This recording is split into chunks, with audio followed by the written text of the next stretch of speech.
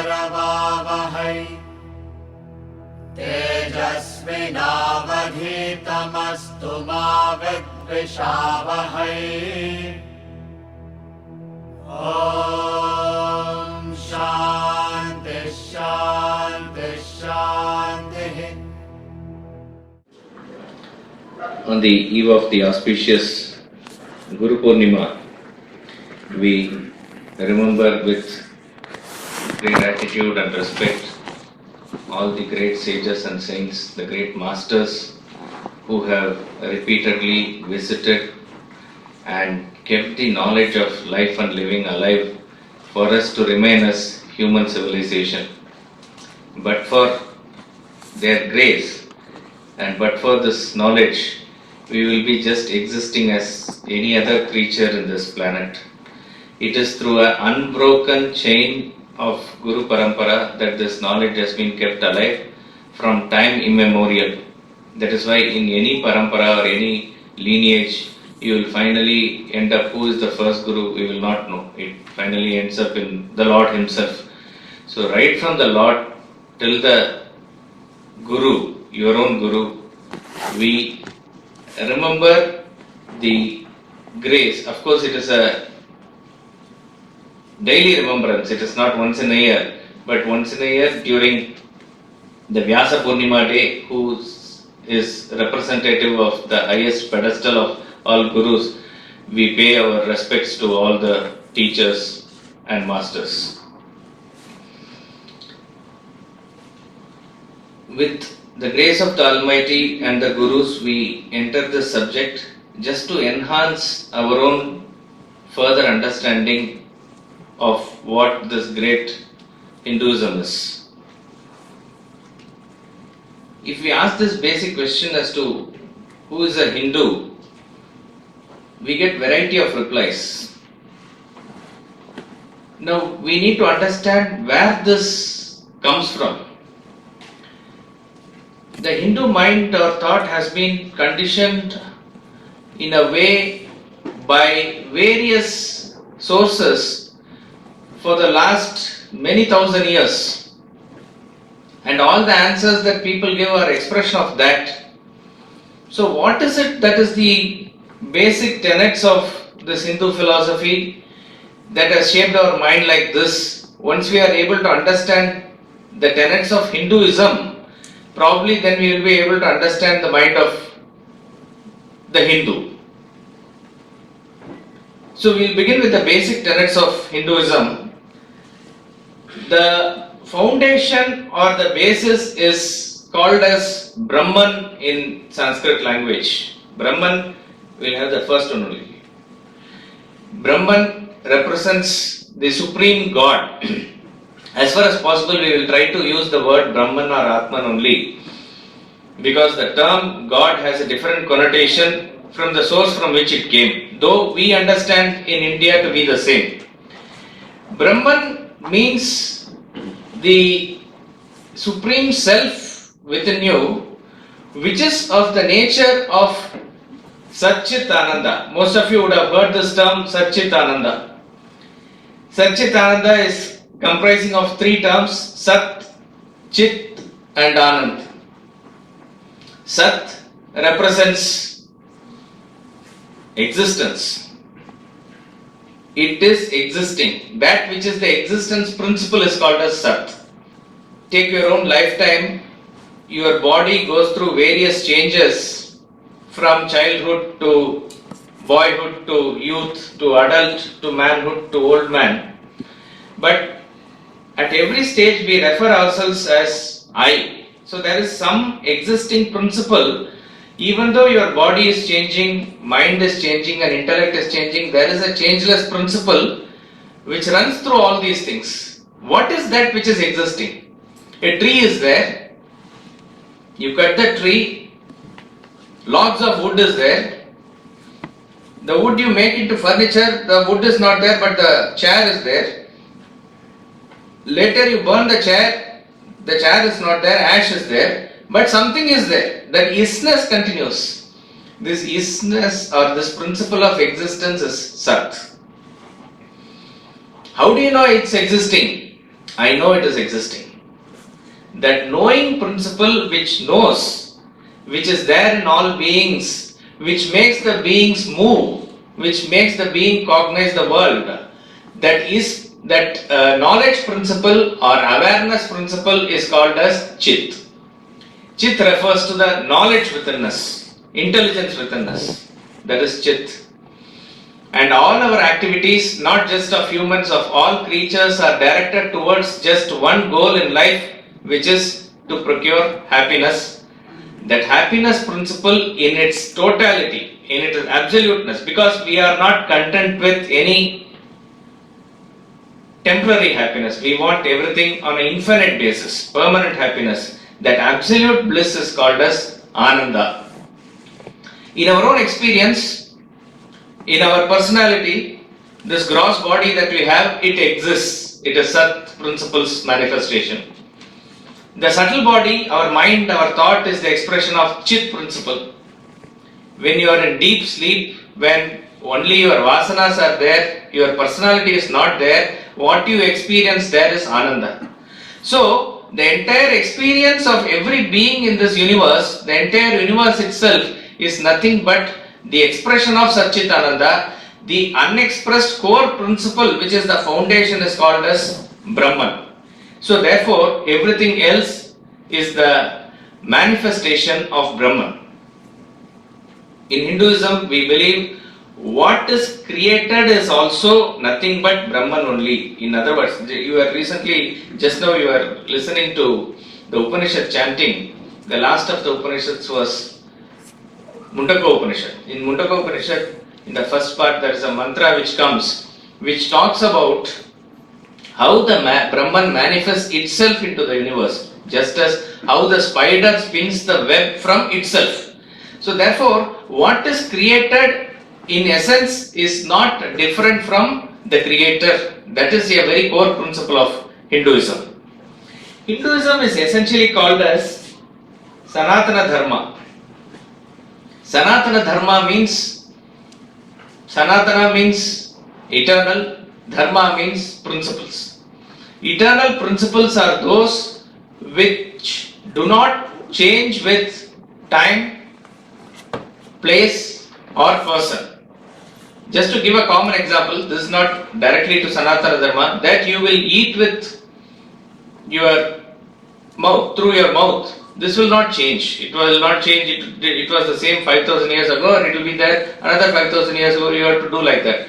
But how you eat may change. With a spoon, a Westerner may eat, or with hands, Indians may eat, or with chopsticks, Chinese may eat. That will change. But the principle of eating through mouth, that will not change. Exactly like that. Like in science, we have certain principles governing the inner universe of a personality. These principles are not subject to change. Just as gravity is a law which pertains to external world, there are various laws pertaining to love, attachment, neutralization, sense enjoyment, pursuit of happiness. These are various principles that we have. Collection of these principles is the Sanatana Dharma, and Sanatana Dharma is the essence of Hinduism. In fact, Hinduism doesn't have a name by itself. There was no name because there was no other religion or anything as such. Sanatana Dharma is also a indication. That's why some people prefer to call themselves as Sanatani, and Hinduism is a term that came much later. We'll see about that later. The concept of time and space in Hinduism, it's huge, it's magnificent, inconceivable how they are able to do this. And all this I am saying now, later we will compare and contrast with other concepts to make us understand why Hinduism is like this. See, that is why in India there has been no big effort towards maintaining a history in the proper way, etc. Because we believe time is cyclic in nature. Unlike the West where it is linear in nature. And the time, the calculation of the time, it is mind-boggling. We are talking about 4 yugas. This is what we live now is called as Kali Yuga. Kali Yuga is supposed to have 4,32,000 years. It's unimaginable. We can say it is an exaggeration, but how did they arrive at that figure? If it is exaggeration, it could be 10 million also, it could be 1 crore also, or 10 crores also, it could be any figure. But why 4,32,000? Is it symbolic? No, it doesn't seem to be so. But they have arrived at that figure, 4,32,000 years. Always remember, the reality is much more unimaginable than your imagination. See, we all knew in 2001, the terrorists flew airplanes into the World Trade Center in America. That type of a terrorist attack, no movie had earlier projected. It was beyond the imagination of any director. But that was a reality. The reality was that the terrorists flew into it. You can imagine any type of torture that you can do to animals. But you see a DVD called Earthlings, where they show the real torture of the animals and the birds. Nobody can imagine, because that is real. How and what they do is actually reality. Reality is much bigger than what we can really imagine. So this Chatur Yuga, Kali Yuga has 4,32,000 years. Double it for Dwapara Yuga, 8,64,000. Triple it for Treta Yuga. How much it is? 12 lakh. 12 lakh. 96. 12 lakh 96. Then 17 lakh 28 for Satya Yuga. 43 lakh 20,000 years is combination of all these three. It's called one Mahayuga. One Mahayuga. One Mahayuga is the daytime of Lord Brahma. That means his night time is another 43 lakh 20. So that means 124 hours for Lord Brahma is 86 lakhs, whatever you calculate that. And then 86 lakh 40,000 is 1 day of Lord Brahma, multiplied by 30 days is 1 month, multiplied by 12 is 1 year, multiplied by 100 years. That is Lord Brahma's life. We have been given the lifetime of Lord Brahma. Okay.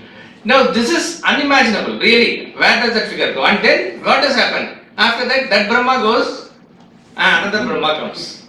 So the cycle continues. Unimaginable. Similarly in space, it all starts from that same Brahma Loka. First creation is Brahma only, right? 7 lokas they are talking about, including the world that we live in. 7 lokas below, 14 lokas. And the calculations given are again mind-boggling. It is they are talking about now trying to find the center of the universe with Hubble telescope and other scientific advancement. All those calculations don't come near even what is given in the Puranas with reference to the magnitude of space. This time-space is always a great factor as far as Hinduism is concerned. In one way of symbolism, we can see Lord Vishnu having chakra and Shank in 2 hands, 2 of his hands. So the Shank principle represents the space concept. Sound is associated with space, and the chakra principle is associated with time, Kala chakra, which revolves. It is cyclic in nature. In Shiva's one hand you have Dumru, which is the sound principle, which is space, representing space. Another hand you have the Trishul, which represents the 3 periods of time. So the time and space concept principle, it is magnificent in Hinduism, and it goes into manifestation and unmanifestation. We talk about time and space as creation. That is why it has a dissolution also. Then you have the pursuit of happiness, which culminates in liberation. This is a very peculiar concept that we study. All our pursuits, directly or indirectly, are aimed towards happiness. This is very clear. Now, all this pursuit will ideally should culminate in finding out who you really are, which is your real nature. The real nature of ourself is said to be Ananda. This is the declaration of Upanishads. Therefore, to liberate from our bondages and to reach the ultimate state of happiness is the purpose of human life itself. So this has been ordained. Why we are always seeking happiness is because you have come from happiness. You are existing in pursuit of happiness, and ultimately that satisfaction will be over only when you reach the abode of happiness, which is the self. So the liberation from all the thraldom of what we undergo here and reaching your original state is the highest goal of human being that is ordained here. We can have various goals in life, but the goal of life of all of us is one and the same, which is the pursuit of this happiness. Then, because we are asked to pursue the ultimate happiness, which is the self, that doesn't mean Hinduism neglects or ignores the worldly pursuits. Very much that we'll see little later in detail as to what it is. What has to be practically done to attain what you want to attain in this world is very much given. It is not, because there is a criticism that it is all only otherworldly, nothing to do in this world. It is not so. The way in which practical world and the solutions of achieving that is given in Hinduism, probably nobody else explains in that detail. So the pursuit of ultimate is there, but it has to be in line. The pursuit of the world has to be integrated and it should be in line with our spiritual pursuit. That integration meaning there is no separation as to what is our material life and spiritual life. How you make your material life itself into spirituality, that is very clear and elaborately given, because that is where most of us are and that is where most of our time is spent. It is hardly a few who can really reach that state in a generation. But that doesn't mean we are not pursuing, but very practically we are in this world and dealing with this world. Therefore, that pursuit is also dealt in detail. The Brahman, which is the source, the prana of that is the Vedas. Vedas are the texts that reveal what Brahman is, and they are the texts that are going to say what this pursuit and how you must conduct yourself in life, as though a set of law book that is given. It is apaurushaya. Apaurushaya means it is not attributed to any human being's imagination or conception. It is in the Rishi's highest state of consciousness that it is revealed to them. So it is a different form of revelation as understood by what has been revealed to Prophet Muhammad or Jesus Christ. That is different. But this is apaurushaya. In the highest state of consciousness, it has been revealed to them. That state is attainable by all of us, which is not the case in the other thing. Of course, we will compare and contrast later. But this is a state of higher state of consciousness in which the Vedas were revealed to them. That's why it's called the Shruti. And not just stop with Shruti. Corpus of innumerable other texts are there. All this forms the basic tenets of Hinduism. Finally, the Papa and Punya are to be dealt at individual level. There is no a specific sin which is common for all or which is carried on from generations together from the Adam and Eve or anything like that. As far as you are concerned, you have to deal with your karma, which is the result of which is your own, what we call as, that's why in using the word sin, we may revert to that. But the idea is Papa or Punya is individual karma specific. These form the basic tenets of Hindu philosophy, Hinduism. Now the foundation is Brahman and the Vedas.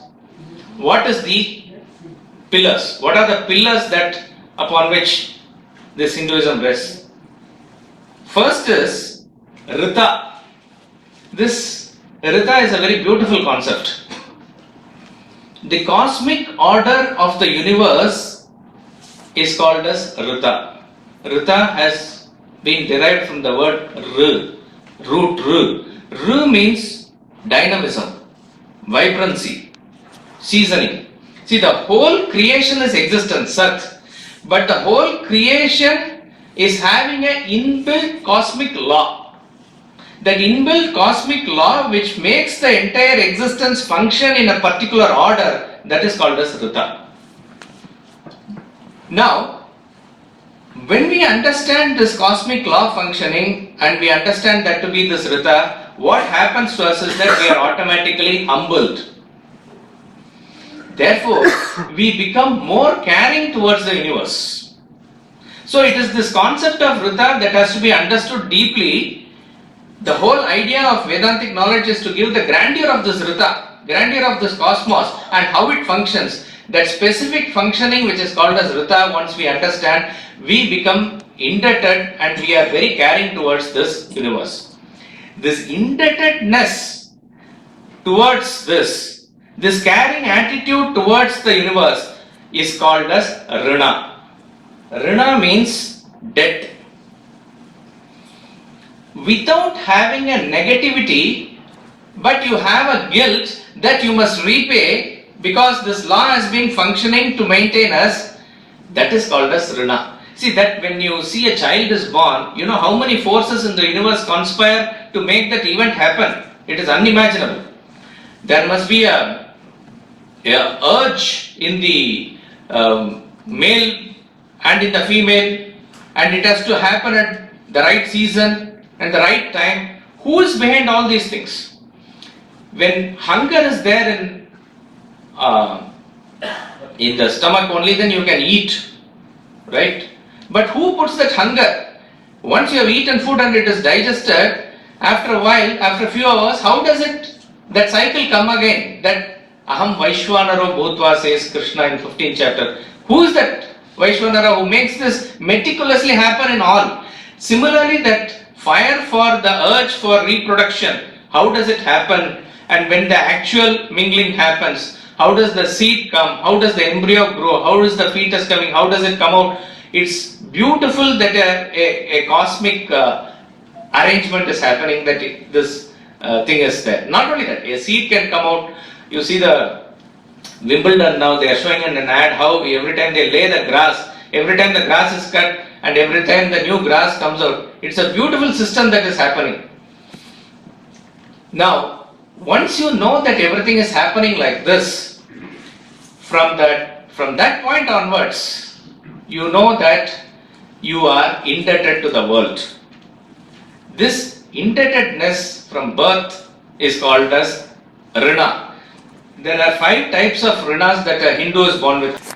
There is a Deva Rna, that is the debt towards the gods. That is why we are doing puja. Deva Rna means Devas are those who, the cosmic powers which makes the rain, the sun, the wind, everything happen. So that's why we do puja, etc. towards the murtis. Pitru Rna, we are indebted to the ancestors because they are the cause and they are the effect.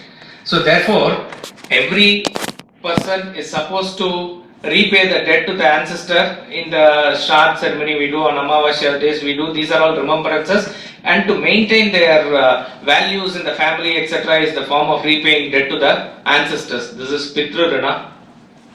Then the important thing, which is the Rishi Rna. What we do now is the Rishi Rna. As I said, the lineage of great gurus have given this knowledge without which we cannot survive. What is the best form of repayment? You cannot repay. None of this obviously we can repay in any kind. But the attitude with which we are able to propagate that further. So you are supposed to learn this knowledge, digest this knowledge, and through your living you are able to propagate this knowledge further. That is called as Rishi Rna. And Guru Poornima day is one such day where that remembrance is there that we ought to be indebted to the great rishis of the past.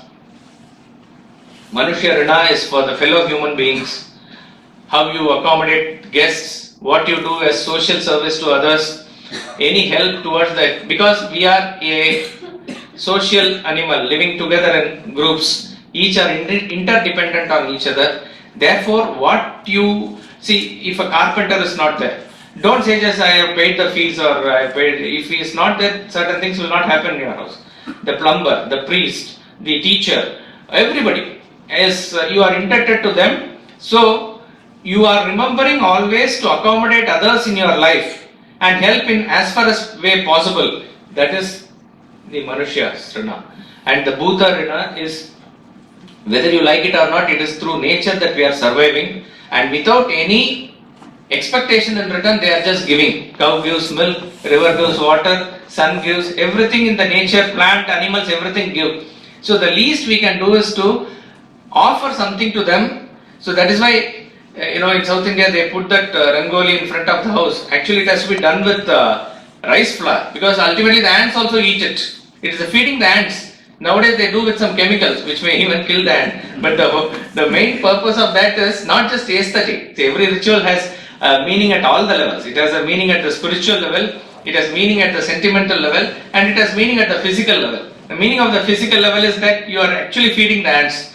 Summer was there, you can feed the birds with a mug of water in the terrace, watering the plants, whatever you do, growing trees, all this comes under Bhuta Rna. So, a real Hindu is one who is aware of his Rna, and by repaying that he is able to understand and go according to the Rta.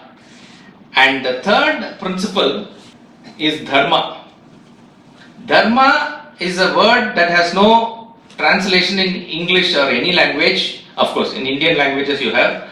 Dharma comes from the root Dhr, that means to uphold. That which sustains everything is called as Dharma. Dharma cannot be equated to just religion. Of course, in a context you can use it for religion, but it is not religion. Even non-living beings have Dharma.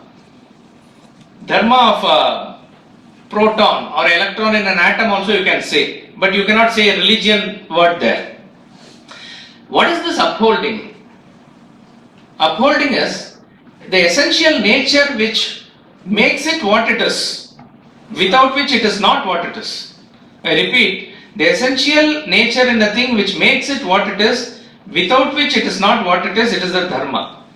The sweetness is the Dharma of sugar. The fragrance is the Dharma of rose. Ferocity is the Dharma of tiger.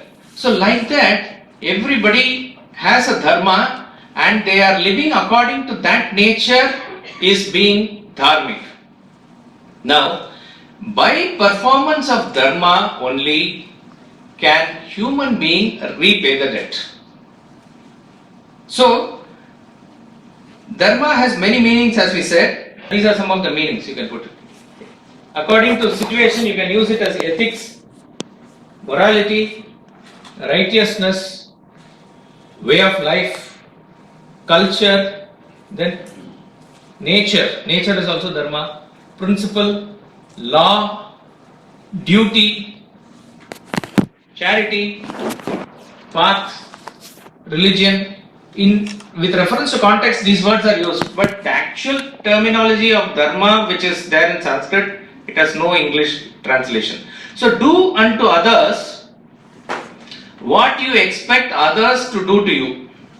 In general, you can say then you are living in the principle of Dharma.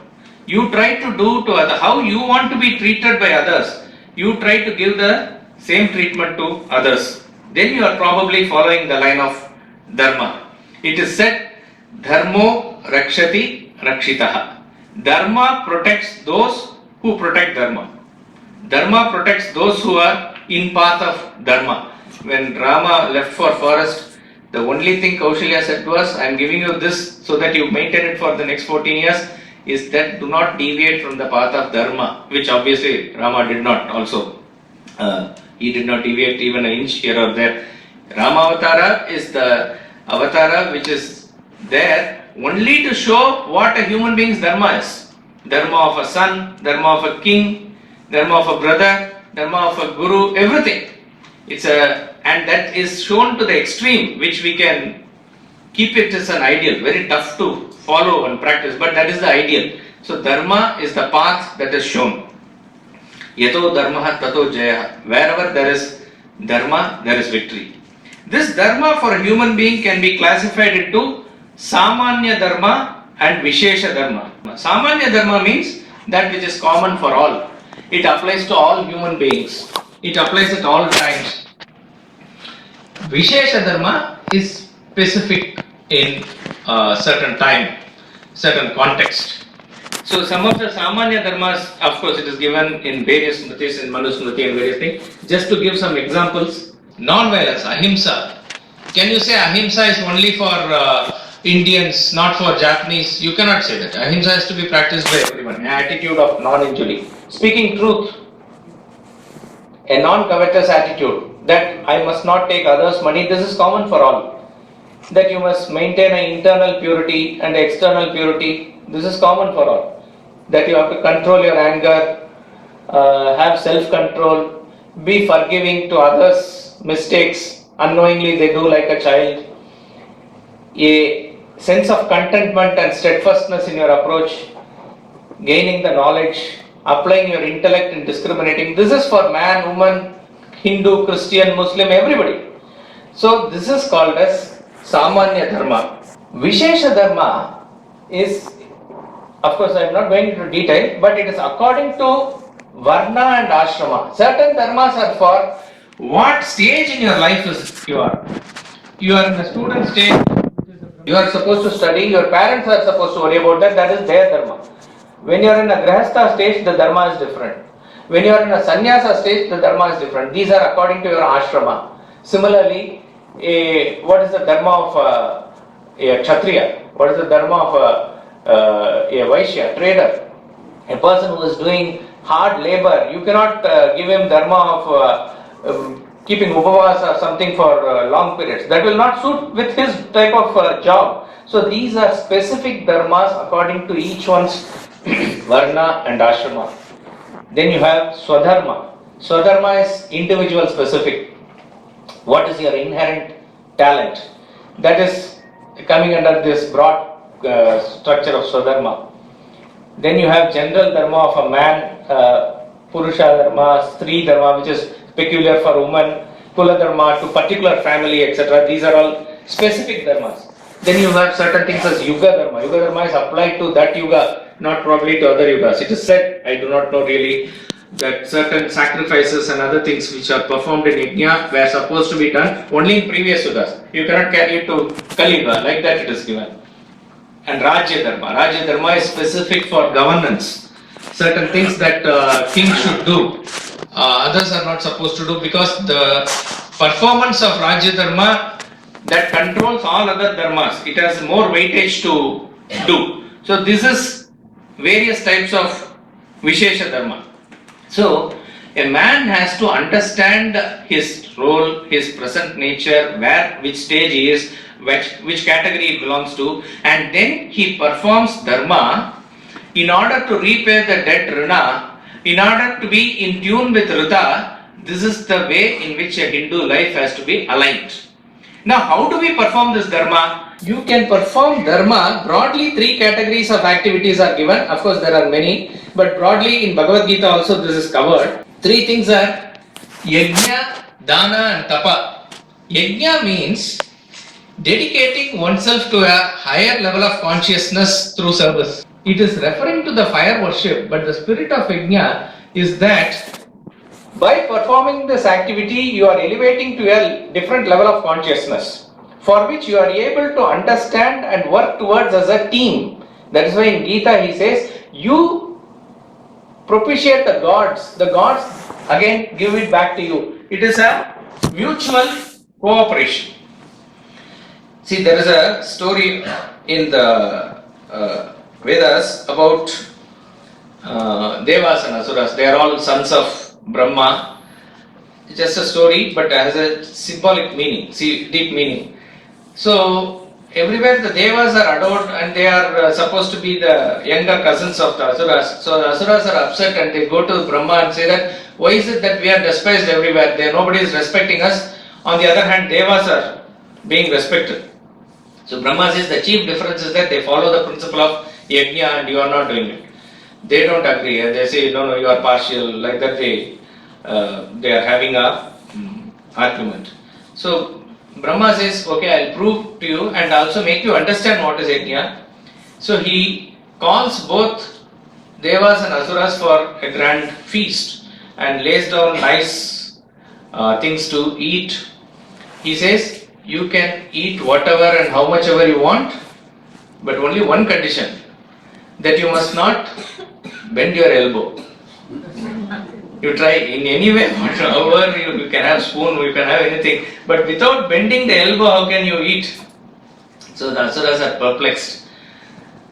And then finally they see what the Devas are doing. What they are doing is, any idea? Give it to the next person. Yeah, they sit in 2 rows opposite to each other at a distance with which they can reach. So this person is feeding the other opposite person and the opposite person is feeding him. They say this is what is known as yajna.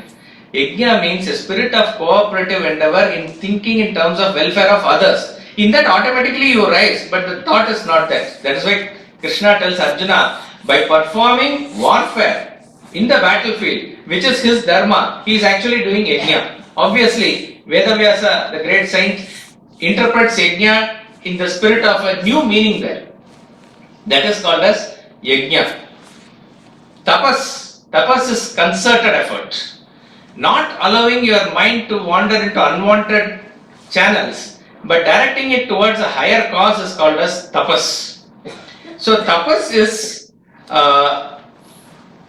towards a cause where all your forces of body, mind are oriented. And that is why we see by tapas you get the results. Even asuras do tapas and they get various boons by which they are elevated to a position. Even the practices that cricket players do, or the pageants, participants of Miss Universe, and they do, it's a form of tapas, a concerted effort. You cannot eat whatever you want, you cannot go wherever you want to go. All the efforts, what you do on stage and off stage, on the cricket field and outside the cricket field, everything is directed towards that one particular goal. That is called as tapas. Yajna, dana, tapas are all interrelated, but they are specific exercises. Dana is the extension of yajna, which is given for the welfare of mankind. What you do as a social obligation is dana. What you contribute without expecting anything in return is dana. See, this has to be carefully understood, because again there is a complaint against Hindus that they are not good in donation and they don't see others, they have a specific thing to do. 10% you do. Bible says 10% means 10%. That is why in the income tax also there is a provision. 80G exemption. They will deduct up to the 10% or something only. Why the 10%? Because the 10% is coming from there. 10% of your income, once you give that, your obligation is over. You need not bother. In Germany and all, it is still a rule that they have to give their 10% donation to church. But church is not knowing what to do because nobody comes to church there. Therefore, they are using the money to pool and fund Indians here to convert and other things that they do. These are all not coming under real charity.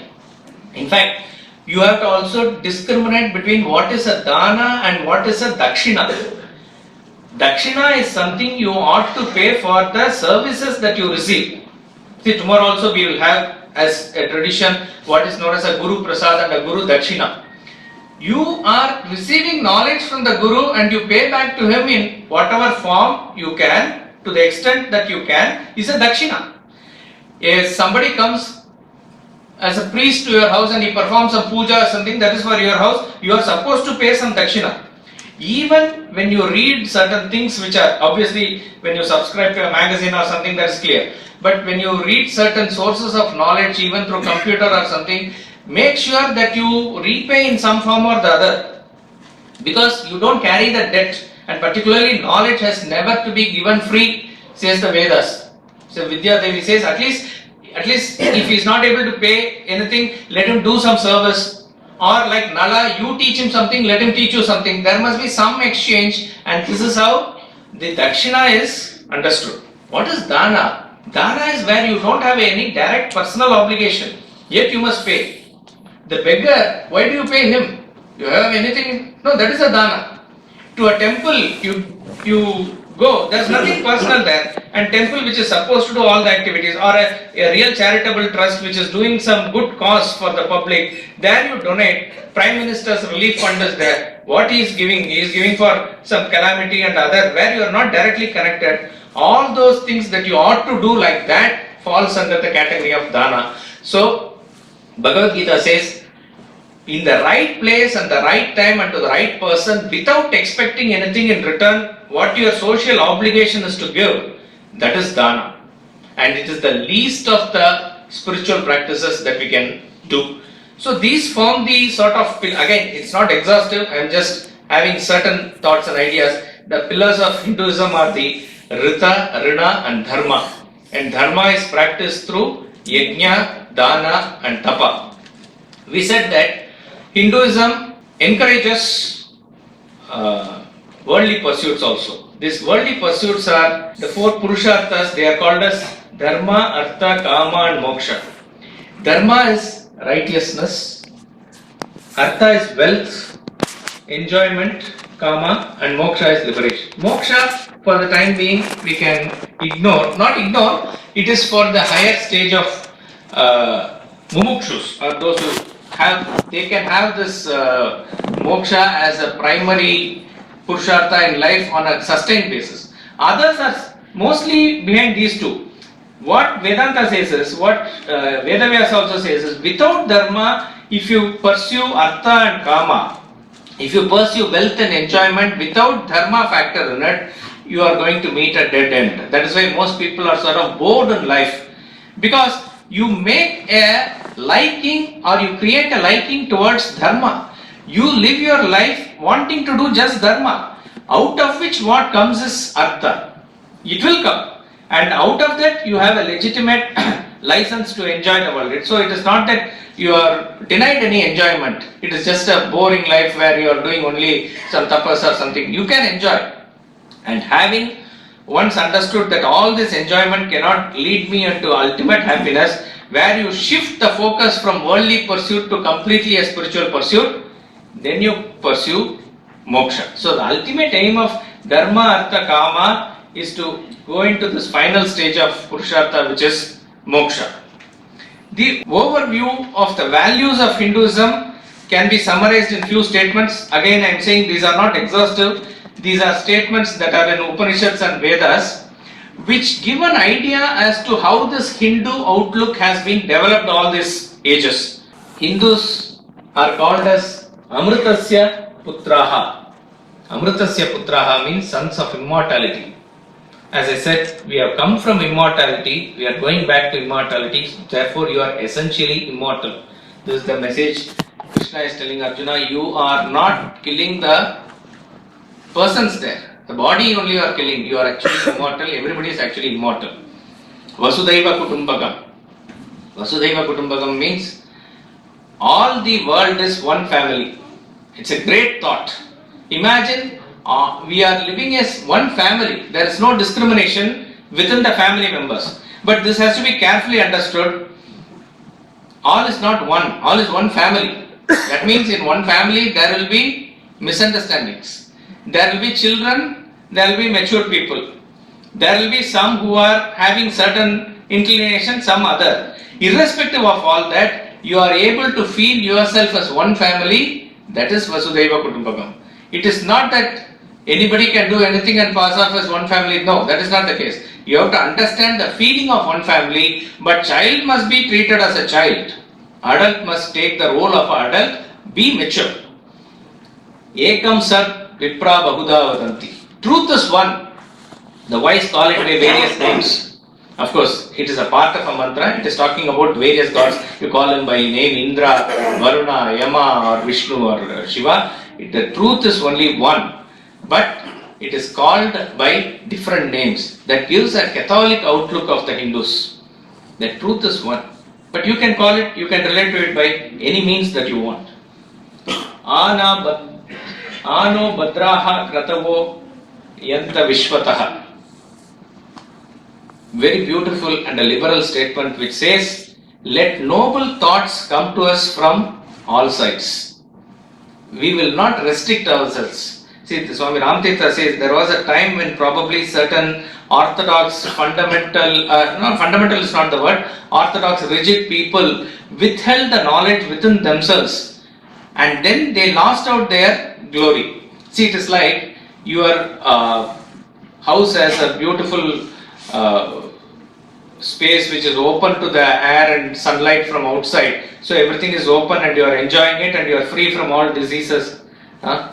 And suddenly you think that the sunlight belongs only to me and you draw all the curtains. What happens? You are not arrested the sunlight, you actually have denied the sunlight. Sun doesn't wait, it goes wherever there is open space. Like that, Ramtirtha says all the knowledge and principles that we have, certain people wanted to withhold it for themselves and then they lost their glory. But the statement of the Vedas say, let noble thoughts come to us from all sides. And the prayer in the Rta Rna Upanishad is Asatoma Sadgamaya, Tamasoma Jyotirgamaya, Mrityorma Amritam Gamaya. May we be led from darkness to light, from asat to sat, from mortality to immortality. This is always the wanting of evolution. Consciousness should move towards that ultimate immortality. This is the prayer. And ultimately you will know that every prayer ends with Shanti, triple Shanti. Let there be peace everywhere. Let there be no disturbance. In fact, all the Panchashanti mantras are aimed towards a cosmic outlook. They are not just for the humanity alone. It is for the whole nature, for the beasts, for the trees, for the bipeds, for the quadrupeds, for the animals, birds, everything. Such is the outlook of Hinduism. So therefore, all this has gone into shape the Hindu thought and mind for many centuries. If a Hindu is asked as to what is your book, many people are confused as to what to answer because there are so many books. If a Christian is asked, it is very clear for the Bible, the Quran for the Muslims or for other religions, Torah, etc. But for Hindus, what is the basic book? Okay, we'll just quickly go through. The bodies of knowledge is called as Vidyasthanam. Vidyasthanam is having, remember this because if anybody asks us this question, it is just a matter of information only. There are 4 Vedas. There are Vedangas. Vedangas means it is the aids for understanding the Vedas, which is called as Vedanga, 6 in number. Upanga means subsidiary to that is 4. 4 plus 4, 8 plus 6, 14. These 14 form the Dharmasthana. Dharmasthana means spiritual knowledge is contained in all these 14. Add to that this 4 Upaveda, the entire knowledge is probably contained in this. It's called Vidyasthana. Upaveda are given as such a title of Veda because they are also bodies of knowledge, but that knowledge belongs to the world. It is not a spiritual knowledge. So this 4 plus 6 plus 4 plus 4, 18 forms the source of all knowledge, which is called Vidyasthana. Apart from that also various are there. Yoga treatise is there, Tantra is there, various treatises for that, Agama Shastra, because Agama Shastras which talk about temples and the rituals and that type of worship, temple came into Hindu life much later. In the Vedic period it was not there. So all this forms the entire corpus of Hindu literature, which the name of the books also we can't learn in one lifetime. Forget about going into the detailed study. Even if you want to write down the names of all the books, it is impossible. Such is the vast corpus. How to get in? No, don't worry. For us, the life has been made easier as to how we should pursue. But this is the corpus. It is like an ocean. Quickly we'll go through. Vedas are 4 in number. It's the Rig, Yajus, Sama and Atharva. Primarily they are verses, prose, songs, and it comes from sage Atharva. That's why it's called as Atharva Veda. Vedas, as I said, are Shruti, Apaurusheya, and it has been transmitted orally from master to disciple in Guru Parampara. Now what is very interesting is, ultimately the Vedas themselves asks us to transcend the Vedas. There is nothing higher than the Vedas as far as the knowledge is concerned. But Vedas say that you must not get stuck to the Vedas also, finally you must transcend them. This is not possible in any other ideology or religion. You try to do anything to Quran or Bible first, you will be slaughtered. Because it has to be given that respect. It is immutable, it is unchangeable. But Vedas are not like that. They are Apaurusheya, they are the highest, give all the respect. But finally, Traigunya Vishaya Veda Nistraigunyo Bhavarjuna. It is all made up of gunas. You become Nirguna, says Krishna to Arjuna. And not only that, all the Vedas contain 4 parts. It's called Samhita, Brahmana, Aranyaka. These are all the Karmakanda portions, how to do rituals and other things. All this you do to understand and do Dharma, then later you graduate to Vedanta. Vedanta means Upanishads. So Vedanta is part of Veda. Vedanta is the end portion of Veda, which is talking about the ultimate knowledge of the truth. Next is Vedangas. Vedangas are 6. Shiksha is phonetics. Phonetics is about the swara. So that is the, if you understand Vedas to be a Purusha, a human being, the nose is the shiksha, very important. Nose is not used just for smelling, it's for breathing. So the Vedas has to be maintained in a particular swara or a phonetic. That is very important. Meaning of the Vedas is secondary. That is why a set of people were designated to maintain this, because the swara maintains the vibration for the welfare of the whole humanity. See, you say that Ya evam Veda, it has to go up. Ya evam Veda, it has to go down. These are two different effects. Ma vidvishavai, double comes there. It has an effect. All this study is Shiksha. In Taittiriya Upanishad there is a chapter called Shiksha only. Vyakarana is the mouth grammar. It gives the methodology in which it has to be arranged according to a certain structure, rule. That is grammar. Panini is the great rishi who did the Ashtadhyayi, great grammar book. And all this has, there are 3 sets of things. One is called as Bhashya, another is a further explanation of that. Then it is Vartika, and some people have written Tika. So each one of this has many treatises on it. A person will dedicate his whole lifetime just to study grammar only, like that it is. Chandas. Chandas is the prosody, or it is the pada, the feet of. Feet means how it moves, how it is positioned, on what it rests. Gayatri, Ushnuk, Anushtuk, these are various chandas. Chandas means in a particular meter containing particular number of syllables, containing particular number of letters. Only then the mantra can be formed. That is, the study of that is called as chandas.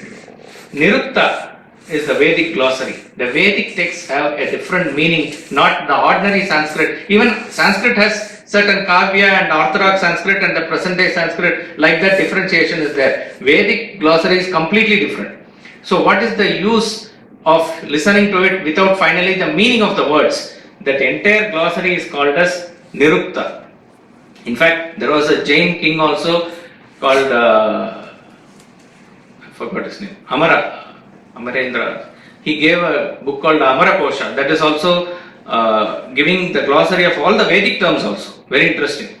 Jyotisha is the eye of the Veda, which is astrology. Astrology is just not, because you need eyes to see something very far. Astrology is something very far in time. Astronomy is seeing something very far in space. Astronomy is part of the Vedic astrology, and that corpus is called as a Jyotisha. It is a huge science by itself. Lastly, with all these things, at the right time you know astrology, you know the meaning by glossary, you know the meter by chandas, you know the grammar, and you are following the phonetics. What do? You have to actually do the action. Doing the action is with the hand, which is called Kalpa. Kalpa gives all the codes of rituals. In fact, if we read Kalpa, all the knowledge of the world is contained in it. Kalpa has geometry, Kalpa has biology, zoology, all aspects of the plants, everything. You know how a kund has to be constructed, trigonometry, all the equations, everything comes in Kalpa. So Veda has to be understood with the help of the Vedanga. Then what is Upanga? Upanga are 4 in number. Mimamsa gives the explanation of Vedas. Nirukta gives the word meaning. See, suppose if there is a law cannot be directly understood. Indian constitution is there. But there are some people who do the interpretation of it and make it an explanation. That explanation or interpretation of the law of Veda is called as Mimamsa. So what is it exactly conveying? This is what the Mimamsakas do, and they have brought out treatises on explaining that, which is Mimamsa. Nyaya is what is explained in the law as statements. How is it right? You have to use your intellect and understand. Yukti, you have to use your logic. So the various pramanas are given as to what is the pratyaksha pramana, what is the direct experience, what is the shabda pramana, what is the pratyaksha, what is anumana, how you infer certain things. See, in the Mimamsa what they do is, First they take up a statement, okay, then they make a question about it. That question is the hypothesis. How is it so? And they give a hypothesis. For that hypothesis, they give the opponent's point of view, that is called as Purva Paksha. And then they answer that by their own angle, that is called as Uttara Paksha. And then they come to Nirnaya. Nirnaya is QED, thus it is proved. Like that Mimamsa explains. When they are explaining like this, how do you use your intellect, whether it goes by the logic of science of logic, etc., and using all the pramanas you are able to understand, that Shastra is called as Nyaya. And then you have Purana. Purana is the, you can say, the lens of Vedas. The, lens is that which shows big, right? So what is given in the Vedas is given in a very big way for even a child to understand is Purana.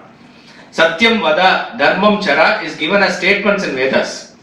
But Satyam Vada and Dharmam Chara, if it is given as the Purana of Harishchandra's story, or the story of, in Puranas you can include even Itihasa, though they are slightly different. Purana has 5 qualities or 5 lakshanas. It has to explain creation, it has to explain further creation, Pratisarga, then it has to explain the Raja Vamsha story, etc. And Puranas, though it is old, gives meaning according to the present situation, and it gives various situations for us to explain Dharma, that is Purana. Itihasa means, thus it happened, history. So the chief 2 Itihasas are Ramayana, Mahabharata. So Ramayana, Mahabharata and Puranas are like how even a friend telling a friend or the wife telling a husband, how easily the message goes without affecting your equilibrium. That is the way in which Puranas convey the message. Vedas are giving orders. Satyam Vada and Dharmam Chara are orders. There is no other way of explaining that. But when it is said in a way that even a child can understand, that is called as Purana. See, that is why in this country we have a tradition that whether you understand it or not, in any big festival, they will keep one particular discourse of a Purana, some Katha or something like that. Because this is what maintains the tradition in the last member of the society also. See, there was a great Pauranika who is, I think, not anymore till recently. He lived a long life and he was propagating Bhagavat, Ramayana, etc. Those who know the cricket analogy, it came from him, Vedanta cricket. That is, Sri L Ramaswamy was there. As a young propagator, when he started his career, you should not say it's career. Of course, he was a central government employee also. He had joined the office. But keeping to the tradition, he was starting as a young boy to give lectures. So one day, there was a Shastra Priti. Shastra Priti means Ayyappa's festival. And he was called to talk on Lord Ayyappa. So he had prepared for 45 minutes, so 1 hour, whatever is the time allotted. He had gone there and he said, I could not believe, because this is a big ground and the whole ground was full. I mean, so much people was there. We feel really elated when we see a lot of people sitting here. When the audience are there and they are receptive, the speaker also feels inspired to speak. So he said, I was thrilled to see so many people. But what was interesting is, as he walked through the crowd and went to the dais, he was seeing that there is an ocean of people, but none of them were looking at him. Each one is looking in different direction. Imagine I am standing here and somebody is turning towards this side, somebody towards this side. So he was patiently waiting for them to be attentive. The organizer said, you start, of course you cannot convey that in English, the charm is there in local language. Meaning you start talking, he says. He said, no, let them, no, they will listen, you talk. So he said with difficulty, because with nobody looking at you, how can you talk? He said with great difficulty, he talked about for 45 minutes on Lord Ayyappa, and he finished and he was again walking through the crowd to go. As he was going, he was saying 2 people are commenting. One of them was saying, hey, the Yajna Kada Sunar, this is the Brahmin who was saying the story. He said, yeah, this is the person. It seems he was very hungry. He said, hungry? Why do you say so? throughout the lecture he was shouting Nashta, Nashta, Nashta, he was shouting. He was saying I was shouting Shasta, Shasta. That was his interest. No, he said it in half in a jest or a joke. But the point is, the whole crowd had come there because there's going to be a light show or something like that. You know, there is Diwali crackers and other things they have to show, and the whole village had gathered there for that.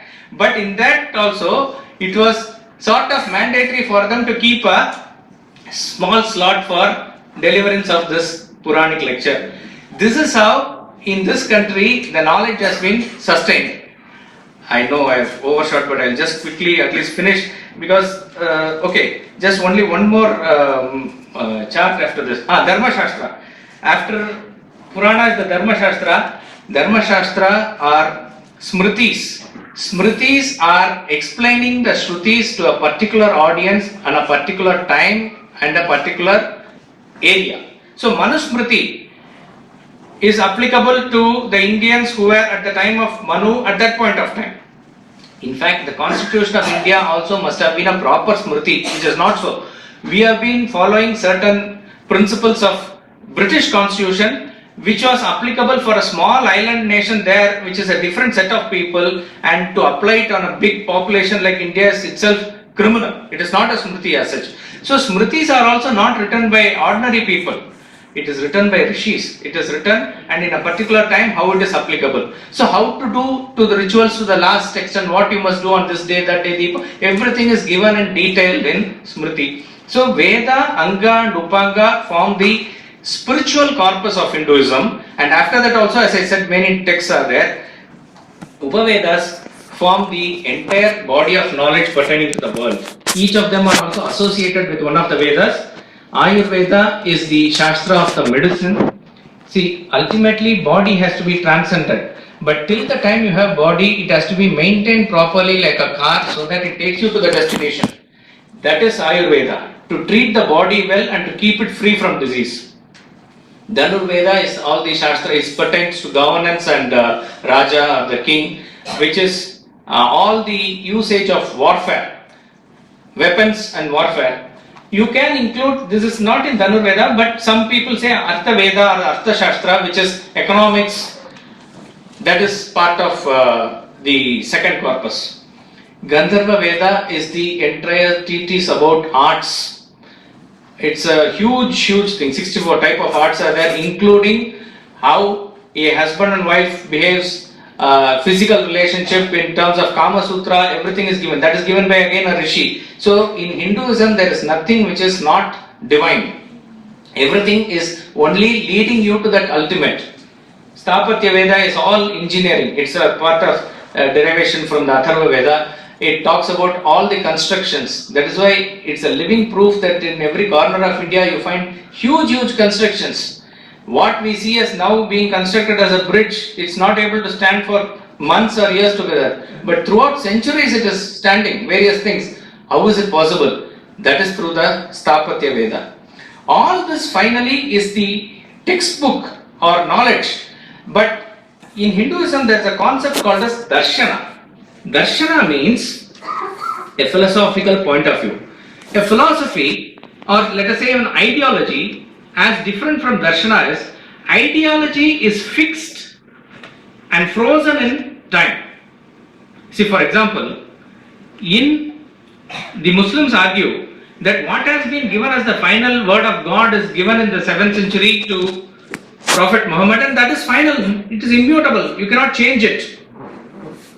So there were no more arguments, and if there are genuine people who want to find out the truth, etc., they are not allowed. But in Hinduism, Darshana is something where you have a point of view. That point of view can be contested. You yourself can go to the next level of perception later on. Like that, there is like a banyan tree, it is well branched out. That is why in Hinduism you have even atheism as a part of Darshana. Even materialism is a part of Darshana. So there are two things, spiritual and secular. We are not bothered about secular now because philosophy is to do with the spiritual knowledge. There, it can be atheistic or theistic. Atheistic and theistic has a context specific meaning here because the English or the Western meaning is one who believes in God or not God. That is not the meaning here. The pramana of Vedas, suppose you accept or don't accept, that is what is atheism or theism. One who accepts the pramana of Vedas is theistic. One who does not accept that as to be the ultimate, he is atheistic. In the atheistic, atheism is materialism. Very few people follow this because it is completely a worldly person. I mean, birth is the beginning, death is the end, enjoy the world. Even if you don't have money, borrow money and enjoy. This sort of philosophy. It has no God, nothing in it. Okay. Buddhism and Jainism, the great Gautama Buddha and Mahavira, at that point of time, they came out and asked people to think and liberate themselves from their own inner pursuit. They said you need not rely completely on Vedas because certain set of people were holding the Vedas and to the ritualistic portion of it to a great extreme. So Buddhism and Jainism falls under, I mean, they may not exactly say whether there is a God or not. It's for you to go inside and find out. But you keep open yourself and go towards liberation or enlightenment. This was their message. In terms of theism, these people go by the pramana of the Vedas, but they are not interested in Vedanta. They are going towards the materialistic aspect of Vedas. This is trifurcated into Tarka, Sankhya and Purva Mimamsa. Tarka has Vaisheshika and Nyaya. These are the rishis who gave the Kannada Rishi, Gautama Rishi. Sankhya has Nirishwara Sankhya, which is Kapila Muni, and with Ishwara Sankhya, which is Patanjali. And Purva Mimamsa is what we dealt under Mimamsa. All these are various darshanas. In fact, Shankaracharya came and reconciled all these things and he put them in the right places under the umbrella of Advaita Vedanta. Finally, Badarayana or the sage Vedavyasa gave us the Brahma Sutra, which is the ultimate is Brahman and the ultimate authority is the Vedas. So this is how he designed it. So, of course, it's time up, we will conclude here today, but tomorrow we will continue with something with reference to what are the unique features of Hinduism, and most importantly, who is a Hindu in the present modern age, and how is Indian way of life and Indian governance and constitution, how is it aiding us? Because this is like a theory what we did today, and it gives an overall picture of what our background and corpus is, how our ideas has been modeled. See, why is it that a person is, a Hindu is very casual about his approach in life? Because it comes from this. You can be anything. You can worship any god. It can be anything like that. This sort of a thing is there. There is no imposition. And you can build your own way of functioning. All this we will deal tomorrow, plus certain issues like what is it that is happening with reference to the present day education. How is it affecting the Hindus? Because all of us will concur that these values and all these things must be inculcated. But how really is it possible? You have to do it at your home only? Or are the schools and colleges promoting this? If they are not promoting, what is actually stopping? Not only, we are not talking about politics of this party versus that party. In fact, tomorrow at 9:45, if you can assemble, it will be good because we will show a half an hour video. It is a small talk by a not renowned person, but a very deep understanding he has with reference to RTE, what is known as the right to education, a draconian bill which is actually killing the education. See, most people will not talk about it because the person who, it is not that he doesn't know the provisions of it, but one who starts vocally talking about it, he will be targeted first. And the provisions of the government are that he has to be singled out so that others are given a warning or this thing. Many schools in Maharashtra, Tamil Nadu, everywhere it is closing, particularly schools run by Hindu organizations. All this is forming part of the external non-support to our internal values. So we will, in the time available, try to go over these issues also, and also talk about the certain unique features of Hinduism vis-a-vis how it has to be contrasted with other religions. Because after the advent of Mahatma Gandhi, this term Sarva Dharma Samabhava has entered. So to see everything as one, as Brahman is the final vision, that's where we have to go. But in the meantime, you have to understand, as I said, Vasudhaiva Kutumbakam, who is a child and who is an adult, and how they have to be differentiated. So it is very easy to see the common factors that there is a God, you do bhakti to him, which is very clear. But what are the points that are to be contrasted? What are certain things which are incompatible with us? See, like internet is open for all. If it is open for all, why don't you open it for virus also? No, that virus will eat the very thing. So we see that how Jainism, Buddhism, all these things have been integrated into the dharmic faiths. So these form one family: Buddhism, Jainism, Hinduism, Sikhism.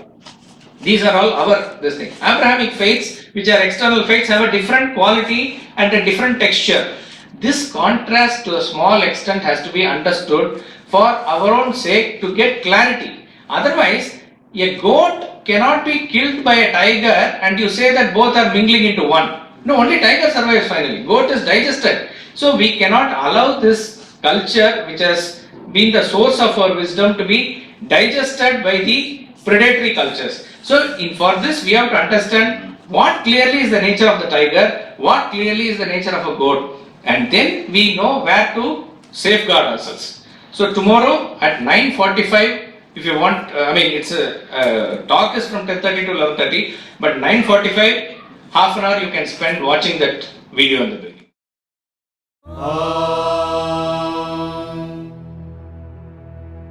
Purnam Adah Purnamidam Purnat Purnamudachyate Purnasya Purnamadaya Purnamevavashishyate.